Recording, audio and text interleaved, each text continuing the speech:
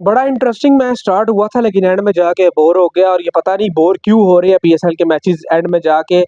Start तो पेशावर ज़ल्मी ने बड़ा ही खराब लिया, साइम अयूब दो, बाबर आजम दो, लेकिन फिर जो नीचे से पेशावर ज़ल्मी के मिडिल ऑर्डर ने रेस पकड़ी वो नाकाबिले यकीन थी।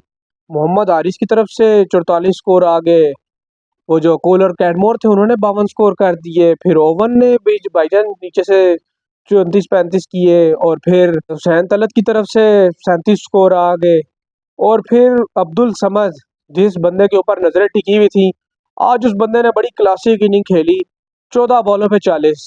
आज वो बंदा फास्टेस्ट 50 करने जा रहा था पीएसएल की हिस्ट्री की, 17 बॉलों पे थी इससे पहले, तो वो आज रिकॉर्ड तोड़ने वाला था लेकिन अनफॉर्चुनेट रेमिस हिट हो गई और कैच आउट हो गए। मिडल ऑर्डर ने तो पेशावर ज़ल्मी का जो था उसने तो बहुत ही बेहतरीन परफॉर्मेंस दी और टीम को एक बड़े टोटल तक लेकर चले गए, उनके प्लेयर्स ऐसा लग नहीं रहा था।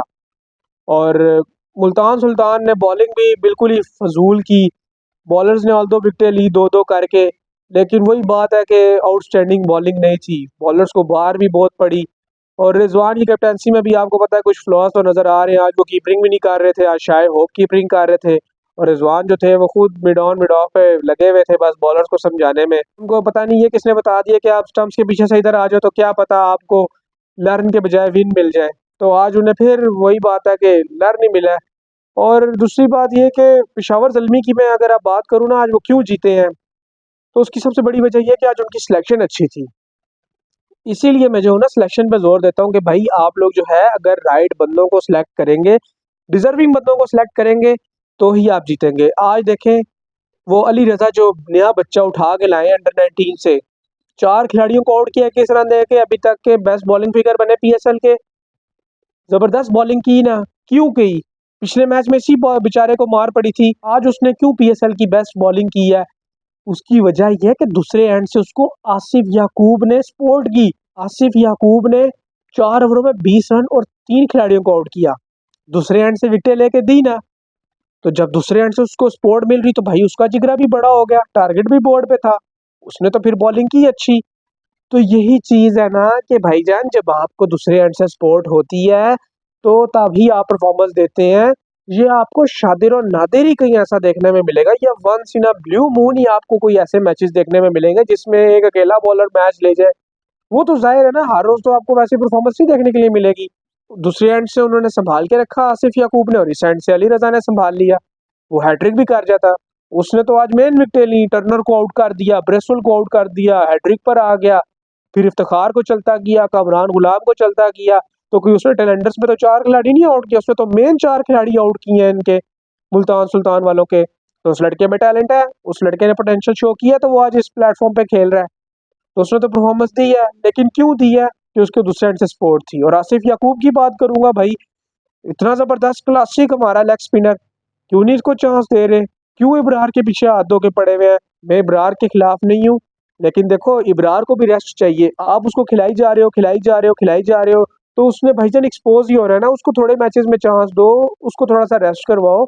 आपके पास एक पीछे बेंच पे भी बंदा होना चाहिए उसके रिप्लेसमेंट में यार। तो आसिफ याकूब भाईजान एक्सेप्शनल बॉलर मुझे नजर आया है और इतना जबरदस्त टर्न कर रहा था वो इस पिंडी के ट्रैक के ऊपर, भाईजान देख के मुझे बहुत हैरानी हुई और बहुत क्लासिक बॉलिंग की उसने। और आज आसिफ याकूब की बॉलिंग ने भी अहम किरदार अदा किया पेशावर ज़ल्मी के जीत के अंदर। तो ये दो बॉलर थे आज मेन, एक तो थे अली रजा और दूसरे थे आसिफ याकूब, इन दोनों ने भाई तबाही फेर के रख दी मुल्तान सुल्तान की, 7 विकेटें इन्हीं दोनों ने ले ली, तो पीछे क्या रह गया? बाकी तो फिर शुगल मेला ही था। आप लोग अगर राइट सिलेक्शन करोगे और डिजर्विंग लड़कों को चांस दोगे तो आपकी टीम जीतेगी। पेशावर ज़ल्मी को किसने मैच जितवा के दिया आज का? लोकल प्लेयर्स ने। अब्दुल समद कौन है? Local player. मोहम्मद हारिस कौन है? Local player. अली रजा कौन है? Local player. आसिफ याकूब कौन है? Local player. 4 लोकल प्लेयर्स ने परफॉर्मेंस दी तो टीम जीती।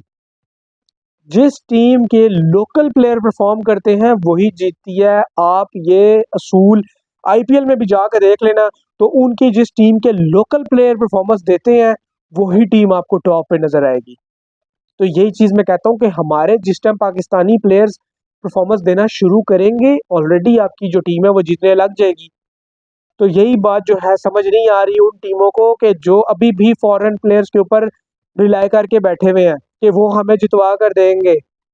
एक हद तक तो वो आपको जितवा देंगे, लेकिन आपको लॉन्ग टर्म के लिए फ़ायदेमंद वही साबित होंगे जो लोकल प्लेयर्स की परफॉर्मेंस के ऊपर टीमें रिलाई करेंगी। वही टीमें जो हैं लॉन्ग रन में चलेंगी जो लोकल प्लेयर्स के सरों पे होंगी और उनको लोकल प्लेयर्स परफॉर्म करके देंगे और वो उन लोकल प्लेयर्स को जो है चांस दे जो वाकई डिजर्विंग है, जिनकी वाकई डोमेस्टिक में कोई परफॉर्मेंस है। देखे ना आज कितनी ज़बरदस्त परफॉर्मेंस दी है पेशावर ज़ल्मी ने, किस लिए कि सिलेक्शन अच्छी थी। जो टीमें सिलेक्शन अच्छी नहीं करती उनका हाल देख लें, क्या मुल्तान सुल्तान का हाल हुआ है। और मुल्तान सुल्तान की सिलेक्शन से भी ज़्यादा उनके साथ जो अभी सीन ये हो रहा है कि अनलकी हो गए वो पूरे तरीके से, फील्डिंग उनसे नहीं हो पा रही, बैटिंग उनसे नहीं हो पा रही और फिर सबसे बड़ी चीज़ बॉलिंग भी नहीं हो पा रही। स्टार्ट अच्छा लेते हैं लेकिन बीच में इतने रन दे देते हैं, मिडिल ओवर्स में विकेटें नहीं लेते और स्कोर पे स्कोर खाई जाते हैं। आज मार किधर से पड़ी है, मिडिल ओवर्स में विकेटें नहीं ली। स्टार्ट में तो 2 विकेटें जल्दी ले ली थी साइम अयूब और बाबर आजम।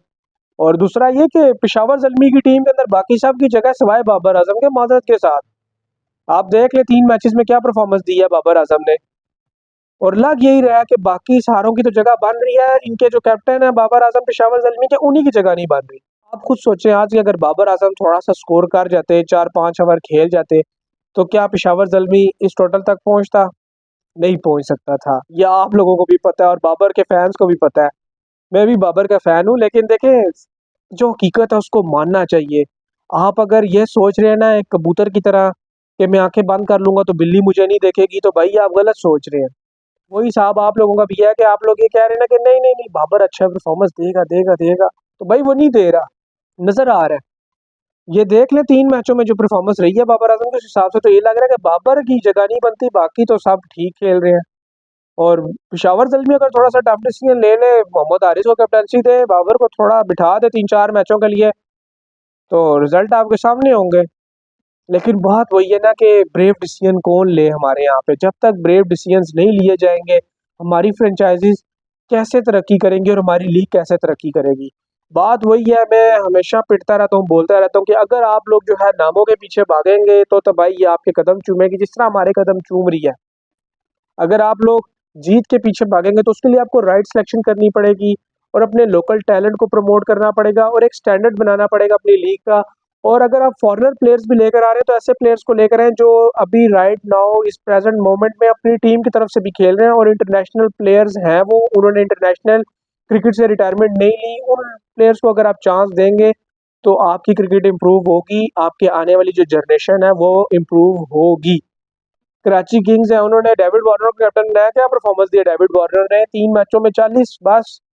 क्यों? क्योंकि वो इंटरनेशनल से रिटायर हो चुके हैं, वो अपनी टीम में नहीं खेल रहे। मैंने तो ये बात पहले बोली थी, इस पे तो मैंने एक पूरी वीडियो बनाई कि बहुत बड़ी गलती की उन्होंने उसे कैप्टन बना के, एज अ प्लेयर खिलाते आप उसे, लेकिन आप लोगों ने उसे कैप्टन बना दिया। तो बात यह है ना कि अब आपने उसे कैप्टन बना दिया तो उसकी परफॉर्मेंस नहीं आ रही। अब जो यंग जनरेशन है देख रही है, जो उसके साथ खेल रही है डेविड वार्नर के साथ, वो क्या असर ले रहे होंगे। अगर वो इंटरनेशनल अभी इस वक्त खेल रहा होता है ना क्रिकेट ऑस्ट्रेलिया की तरफ से, तो डेविड वार्नर के इस टाइम आपको चाल ढाल और नजर आती। मैं इसके बारे में ऑलरेडी बात कर चुका हूँ। उसकी वजह यह है कि उसने अपने भी होम कंट्री की टेंशन को ग्रिप करना था, तो वो इसलिए भी परफॉर्मेंस देता। ये रीजन होती है कि मैं कहता हूँ कि उन प्लेयर्स को लीग के अंदर रखो जो ऑलरेडी अपने टीम की तरफ से भी खेल रहे हैं। जिस तरह ब्रेसवेल है, ठीक है यार, अभी तक उसने इंटरनेशनल से थोड़े रिटायरमेंट ली, अपनी टीम से खेल रहा है।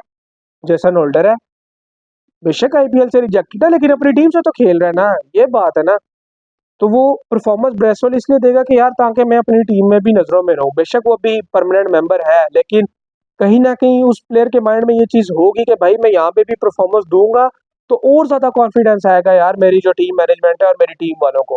उनके ऊपर भी प्रेशर होता है, फॉरेन प्लेयर्स के ऊपर। आप ऐसा नहीं कह सकते कि उनके ऊपर प्रेशर नहीं होता या वो सिर्फ पैसे के लिए आए हुए हैं। उनके ऊपर भी प्रेशर होता है परफॉर्मेंस का, उन्होंने भी देनी होती है अपने मुल्कों के लिए, तो उन्होंने भी जाकर उधर मुंह दिखाना कि हाँ जी क्या करके आए लीग में। अब टीम सैफल्ट एक्सपोज हुआ है, अपने होम ग्राउंड में बड़ी वो अच्छी परफॉर्मेंस दे रहा था, अब इन कंडीशंस में है जिधर उसको परफॉर्म करना चाहिए था तो वो इधर आके एक्सपोज हो गया। यही वजह वो अपनी टीम में जो है मुस्तकिल नहीं है। अगर वो इधर परफॉर्मेंस दे, इधर सेंचुरी मारे जिस तरह अपने होम ग्राउंड में मारा था, तो सबकी नजरों में आएगा, फिर उसको न्यूजीलैंड वाले परमानेंट मेंबर बनाएंगे अपनी टीम का कि यार बड़ी अच्छी परफॉर्मेंस दी है इसने एशिया में जाके। यही चीज है ना, अब उसकी नहीं परफॉर्मेंस आ रही तो इसलिए वो उसको कंसिडर नहीं करेंगे इस टूर के लिए। वो टीम सैफर्ड को तभी कंसिडर करेंगे जब वो उनके मेन प्लेयर्स नहीं खेल रहे होंगे या वो कहीं पे बिजी होंगे लीग में, तो उनको चांस मिलेंगे, जिस तरह पाकिस्तान वाली सीरीज में उनको चांस दिया। फिन एलन को देख लें, इसी तरह ही है।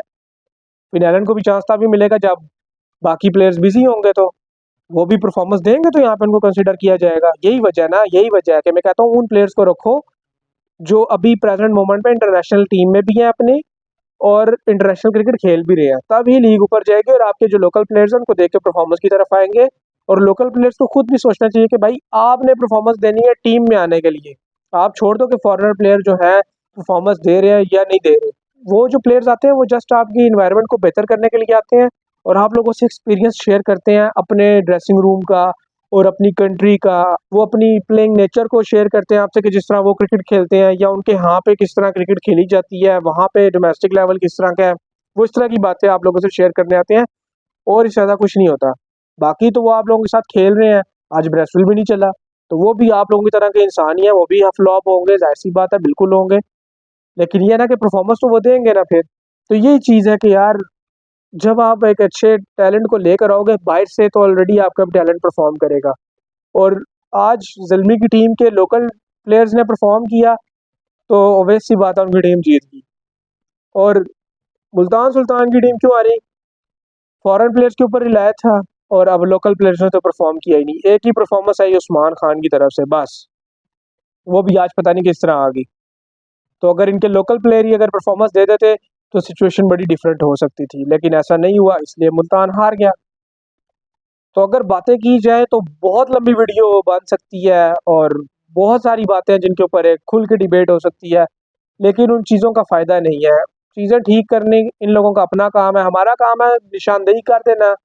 आगे ये लोग चीज़ें ठीक करें ना करें, वो इन लोगों तक है। ठीक कर लेंगे, जल्दी ठीक कर लेंगे, जिस तरह लाहौर कलंदर ने कमबैक किया अच्छा 2 मैचों में, पहला मैच हारने के बाद, तो उन्हीं को फ़ायदा हुआ ना। अगर ना करते तो वो भी हारे हुए होते, अभी वो भी मुल्तान की तरह उनको भी लाले पड़ गए होते। अब मुल्तान 3 मैच हार के अब उनको टॉप 4 में आने के लाले पड़े हुए हैं।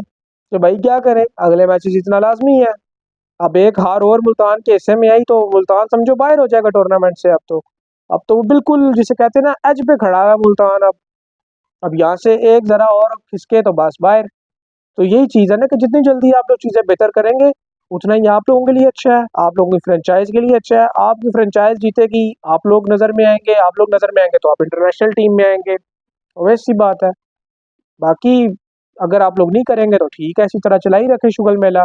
आए टूर्नामेंट खेलें, हार के जाएं, ना फिर किसी की नज़र में आएंगे तो ना इंटरनेशनल टीम में आएंगे। उल्टा जो आपकी टीम में इंटरनेशनल प्लेयर खेल रहे होंगे उनका भी करियर दांव पे लग जाएगा, और वो भी इंटरनेशनल से बाहर हो जाएंगे, फिर यही होगा।